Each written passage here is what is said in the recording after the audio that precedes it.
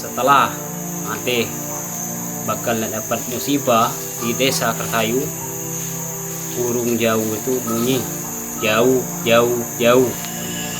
Oleh si Hulu Balang, puyang burung jauh ini tidak diajak tidur di kelambu. Alhasil di saat itu ternampak di mata Hulu Balang karomah puyang burung jauh. Nyamuk-nyamuk yang mendekati beliau seketika itu jatuh dan mati.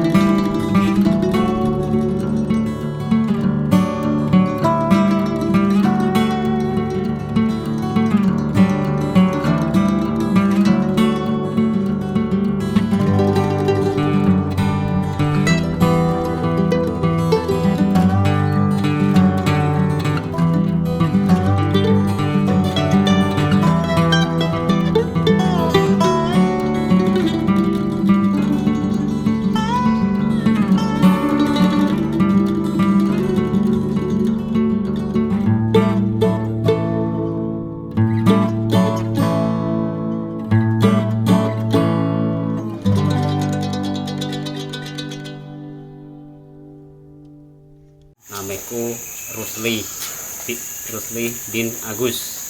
Tugasku sebagai juru kunci keramat puyang burung jauh untuk membersihkan dalam lingkungan pagar keramat puyang burung jauh. Kalau seandainya ada tamu yang datang mau pergi ke tempat keramat puyang mendekati, aku siap untuk melayani masyarakat yang ingin datang ke tempat keramat puyang.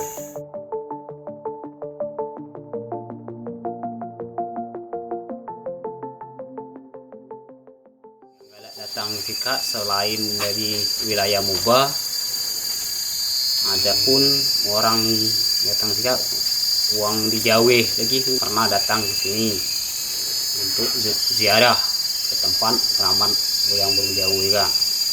Aku selaku juru kunci menyiapkan ciri untuk ziarah serta dikikiske pakai cinane, itu yang disiapkan oleh juru kunci.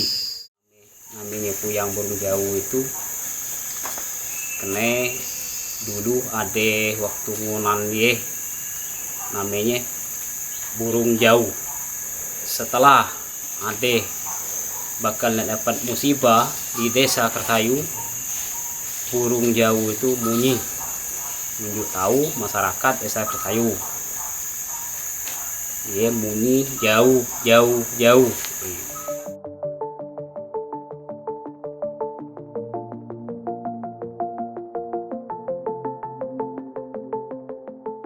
Assalamualaikum warahmatullahi wabarakatuh. Nama saya Muhammad Yunus. Saya adalah masyarakat desa Kertayu, Kecamatan Sungai Teruk, Kabupaten Musi Banyuasin, dan di bidang pemerintahan juga kita ikut sebagai kepala dusun di desa Kertayu. Adapun mengenai sejarah tentang asal mula puyang burung jauh, versi yang kami ketahui sesuai dari apa yang kami dengar dari orang-orang tua kami dan juga apa yang pernah kami baca dari buku sejarah keberadaan puyang burung jauh ini. Awal mulanya puyang burung jauh ini ada tanpa diketahui siapa orang tua beliau. Beliau tiba-tiba ada di rumah Puyang Rabiah, puyang yang dulu pernah mengangkat sumpah tidak akan menikah sebelum Soko Gading yang menjadi tiang utama pesanggerahan tempat tinggal beliau retak.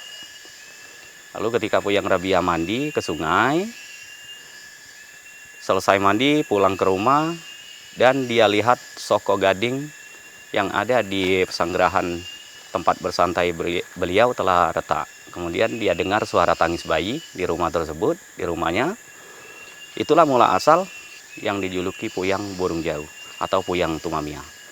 Adapun puyang tumamia ini dulu di waktu kecil dididik oleh Puyang Rabiah ini tentang pengetahuan-pengetahuan agama.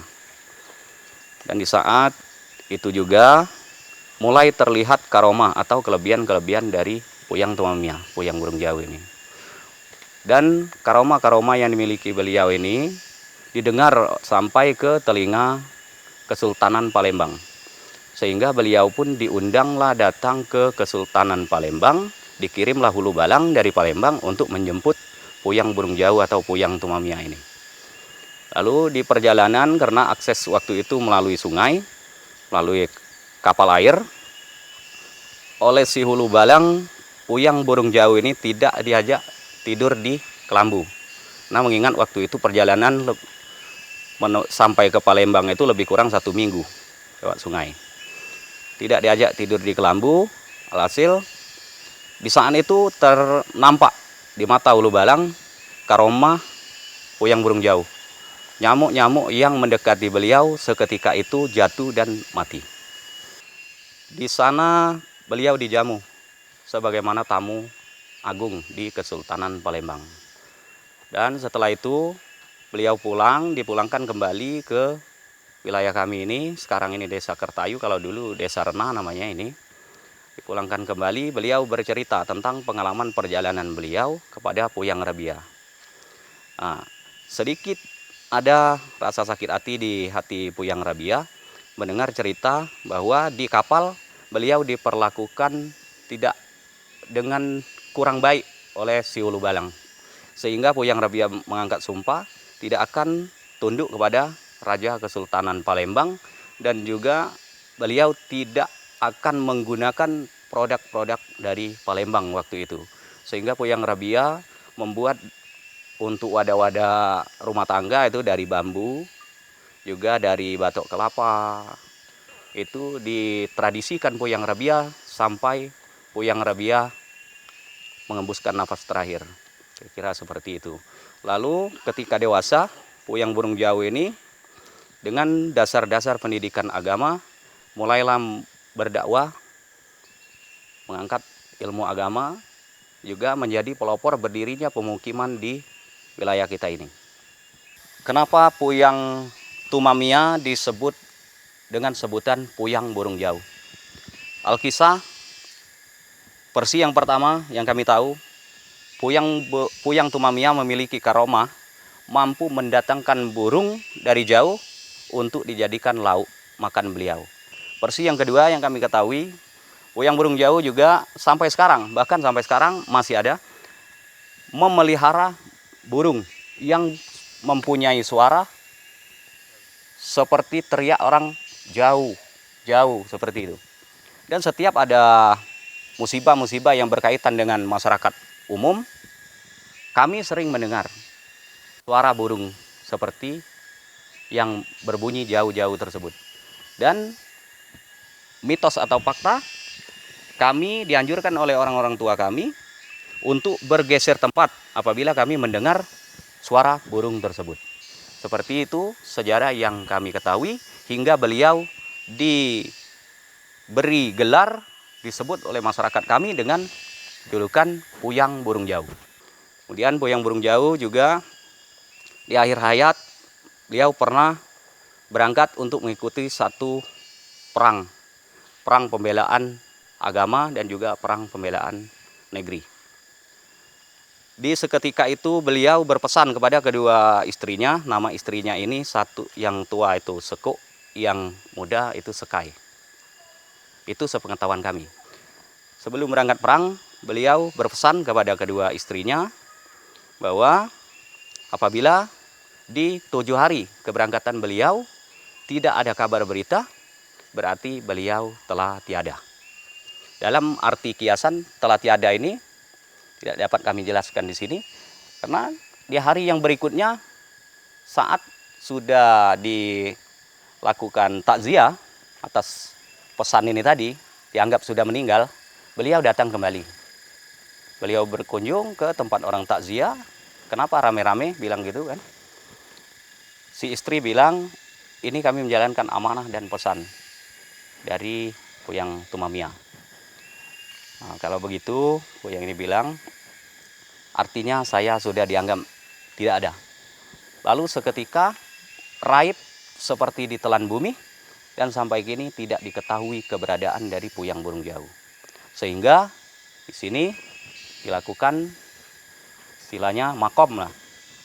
Kami masyarakat waktu itu juga keluarga istrinya mengubur tongkat semambu hitam kepunyaan Puyang Burung Jauh. Dan juga kemudian Puyang Burung Jauh ini adalah perintis berdirinya perkampungan di sini.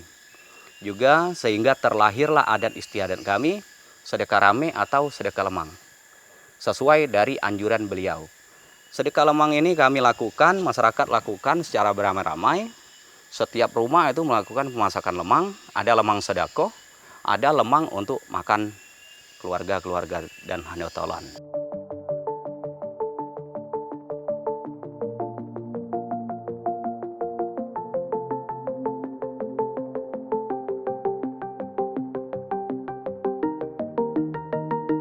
Panen raya baru kami bikin ke sedekah rame.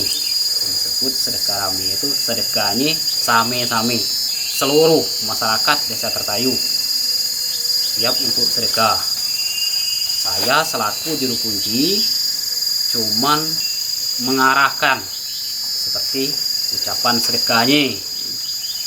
Ketika ziarah, setelah itu baru melanjutkan sedekahnya. Cuman itu tugas juru kunci. Adat ini dilakukan setiap kami selesai panen. Panen padi yang kami lakukan kisaran bulan Mei atau April, pertengahan April itu dilakukan sedekah rame. Sedekah rame ini turun-temurun dan terus-menerus. Pernah suatu ketika masyarakat desa kami tidak melakukannya. Ada 1 tahun yang masyarakat kami tidak melakukan. Bala bencana datang untuk desa kami. Semuanya itu ketentuan dari Allah Subhanahu wa taala. Namun mungkin ada sumpah dari Puyang Burung Jauh ini apabila tidak dilakukan sedekah rame untuk desa kami. Hingga waktu itu masyarakat kami banyak yang mati meninggal dunia terkena penyakit muntaber. Dalam 1 hari pernah kejadian mati sampai 5 atau 6 orang. Itu kami di tahun kami tidak melakukan sedekah rame. Hingga akhirnya warga sepakat untuk melakukan sedekah rame ini terus menerus.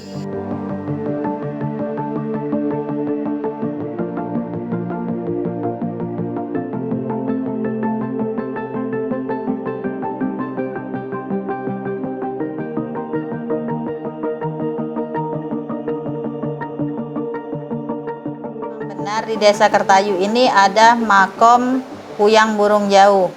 Dan Puyang Burung Jauh itu bernama Puyang Tumak Mia. Dan memang benar ada kaitannya di antara Puyang Burung Jauh sama dengan sedekah rame. Usaha dari pemerintah desa untuk kelestarian makom Puyang Burung Jauh, kami selaku pemerintah sudah melakukan usulan kepada pemerintah Kabupaten Musi Banyuasin untuk melakukan pembugaran kepada makom Puyang Burung Jauh. Dan alhamdulillah sekarang sudah dilakukan pembugaran dari pemerintah Kabupaten Musi Banyuasin karena ini adalah salah satu dari aset budaya Kabupaten Musi Banyuasin. Harapan kami selaku pemerintah Desa Kertayu agar makom Puyang Burung Jauh ini bisa dijadikan salah satu destinasi wisata religi di Muba. Dan juga kami sangat mengharapkan dengan adanya aset budaya di desa kami nantinya akan bisa mengangkat nama desa kami untuk menjadi yang lebih baik lagi. Puyang Burung Jauh tokoh agama penyebar Islam di wilayah kami. Di saat beliau sudah lama, sangat lama tidak ada lagi, tapi nama dan keberadaan barang-barang beliau masih dikenang dan diingat oleh kami. Dan mudah-mudahan ke depan sampai ke anak cucu kami cerita ini tidak hilang.